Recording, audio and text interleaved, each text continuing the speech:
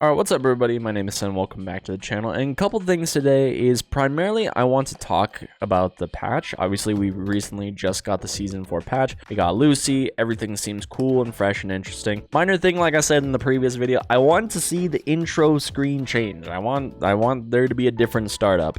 And between my friends, there's been a lot of dooming about the patch.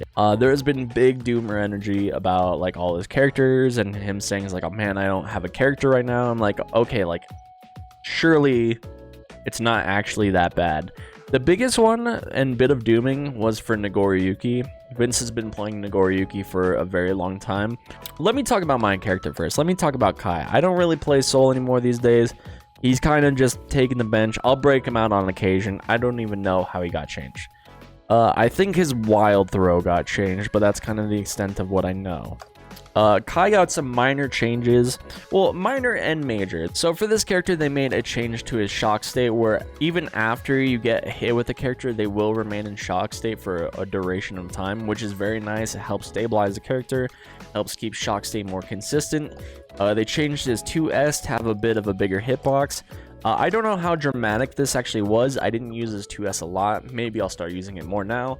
And then the big thing was the biggest thing, in my opinion, was they changed Stun Dipper. Before, you had to space out the move appropriately, and if you didn't, it would like uncombo. But if it was spaced properly, the whole Stun Dipper would actually combo.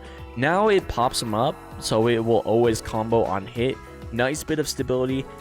This wasn't this is a huge change to like stabilize the character, absolutely.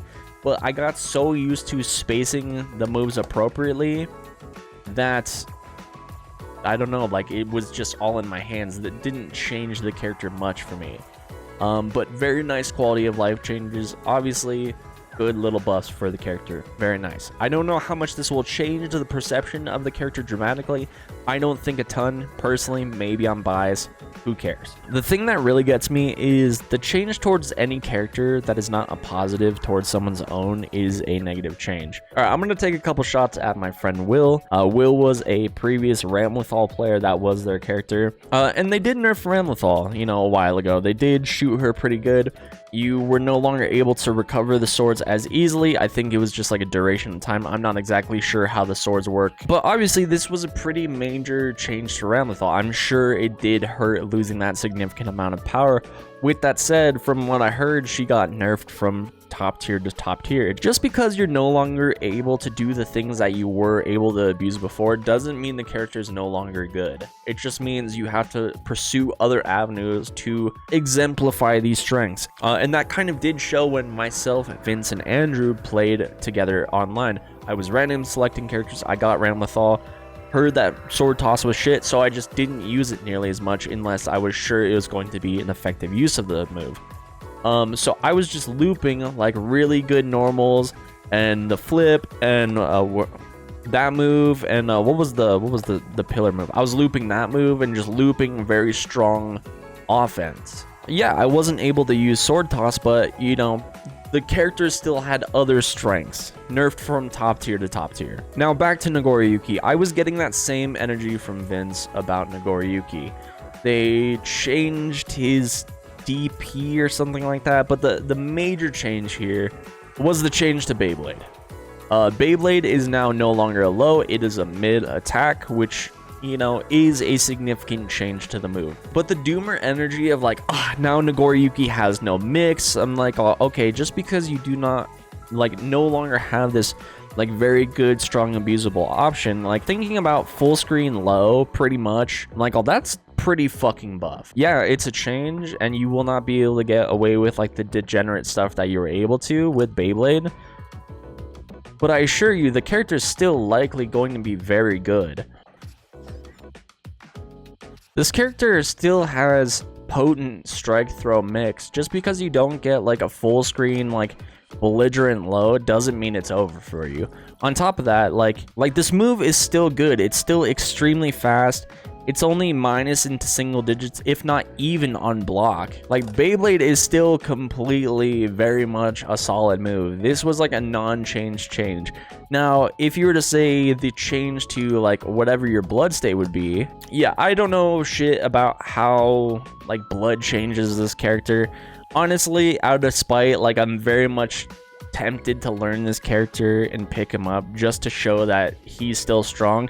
I don't know if I will. I am very spiteful in that manner where it's just, if you're like dooming about your character, I'm like, all right, let me show you how to play him. Next up, let's talk very briefly about Elfel. I actually didn't even read the patch notes for this character, so we're gonna figure it out together. Okay, so from my understanding with this character, out of what I was told, you are no longer able to loop this like perpetually. I think it seems like you max out at 3 times. What is actually the frame advantage on this?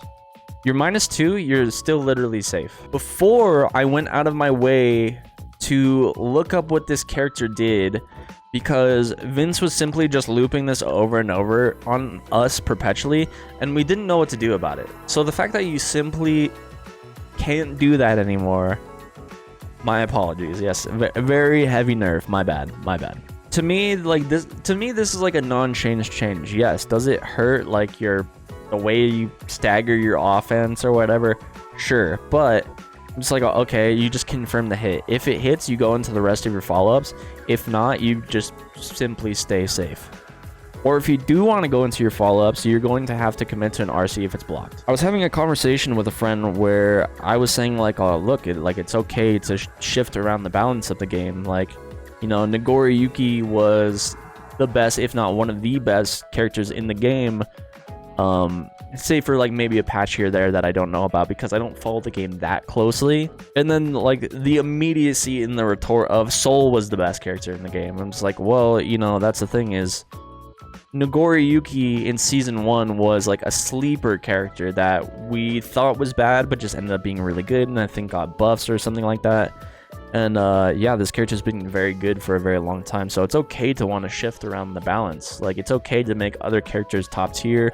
It's okay for the game to change. The game should not stay the same for the entire duration of the game. Some time ago, like a season or 2 ago, like Soul got hit by a couple of things and maybe got some buffs, I'm sure, along the way to like compensate for the things that he got hit. But I was never like doomer about the character. The only thing that I kind of missed that I didn't have anymore was he had a cool like bandit revolver rejump, which I thought was very sick. But he didn't have that round anymore, and that was the only thing I was actually really upset about. It's okay if the characters change, even if it's the ones that I play. It's okay if they get worse. And if I'm really not vibing with the character anymore, I'll find a new one. And then the little aside about Testament getting a buff. I don't like, and that's the whole thing about my energy right now. It's just very I don't know energy. I don't follow the game that closely. I've never followed the game that closely as far as balance. I've kind of just always popped in Guilty Gear when I felt like playing something fun. Guilty Gear has always been fun to me. But the comment in question was, I can't believe they're buffing Testament. I'm just like, I don't know how good Testament was in the last version of the game. Let's just take this at face value, with Happy Chaos, Ramlethal, Nagori Yuki, and Chip being the top tier characters. Where is... Testament was at bottom tier. Enough ranting about buffs and nerfs and all that stuff. Let's talk about who I actually have interest in playing in this version of the game. Definitely I'm going to continue playing Kai. He's virtually the same character, if not a little bit more stable right now. I do have my eyes a little bit on Lucy. Like, I messed around with her casually a little bit with a friend of mine. She's pretty fun to mess with. She didn't feel like fun enough for me to main. With the changes to Faust, I'm curious to play a little bit more Faust just to see how he feels. I'm not sure about anything above and beyond that. The biggest note of curiosity towards the character is actually Baiken. I'm actually curious to play more Baiken. I enjoyed my time with her on release, and then, you know, when I casually play her. This character is the character I have the most major eyes on. And then finally, Dizzy.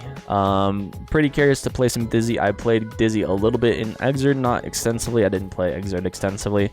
And kind of was always curious to get my hands on her, but I was poor and couldn't afford the season pass for a while, and now I finally have her. And then, yeah, Nagori Yuki a little bit out of spite.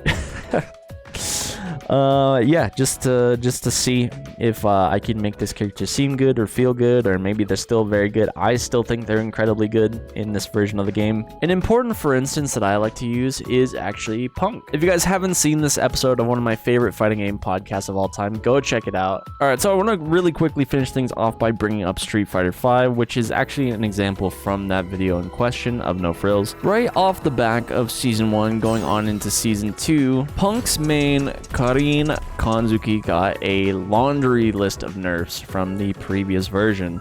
And pretty much going on without actually trying her, they were just dooming so much on their character that they immediately switched without trying. They went all around the cast, they tried characters like, I want to say Cammy, this was a while ago, probably some Ryu, I assume, definitely I remember some Chun-Li back in the day, and they weren't reaching the tournament results that you'd normally expect. It was very much a character crisis. They were really struggling in this period of their career of Street Fighter V, but they just kind of caved eventually and gave Karin a shot, you know, after writing off the character initially, and they started to perform how you would expect a player like Punk to perform. Even though they got hit with a laundry list of nerfs, you know, you still have that level of comfort in your character, and sometimes even though there can be a lot of nerfs or maybe even some major nerfs, it might not affect things as much as you think. You have to go out, really get your hands on with the character, and sometimes, yeah, the nerfs will be dramatic and change up how you play the character. You might even lose some pretty belligerent tools along the way. But that's the thing about really strong characters, is they have more than just one strength, more than just one belligerent tool that you can make use of, and you can find alternative strengths to accentuate your gameplay on. So let me know in the comments down below, did your character get buffed? Did your character get nerfed? How are you feeling about the current version of the game? I'm really looking forward to playing more Guilty Gear in the future, and I'll see you guys in the next one. Peace.